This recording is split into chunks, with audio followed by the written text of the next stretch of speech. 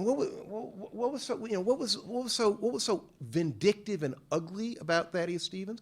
What was vindictive and ugly about Thaddeus Stevens is Thaddeus Stevens wanted to put down the former slave class and raise up the former slaves. And for that, he's vilified.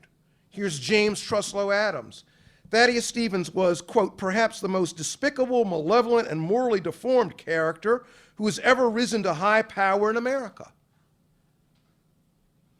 Well, Thaddeus, there's a reason why a lot of people to this, don't know anything about Thaddeus Stevens, and if they do know something about him, they sort of perceive him, in a bad way. And one could go down the list. And so, why revisit? I want to revisit because I think that there have been many mistaken judgments made about people. And I want to essentially, in my own little way, try to right intellectual errors that have been made. Intellectual errors, moral errors, political errors. Yeah. Hey. I think the title's okay.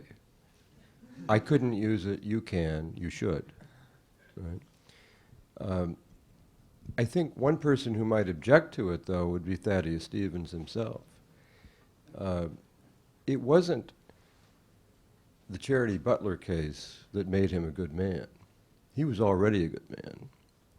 He was a good man who, as he moved south in latitude, came to include slaves in the circle of people for whom he felt deeply. But he felt very deeply about very many people before that. Yeah, he had a club foot. His brother, born before him, had two. His mother was abandoned, did all the farm work. They were as poor as you could have gotten in Vermont in those days.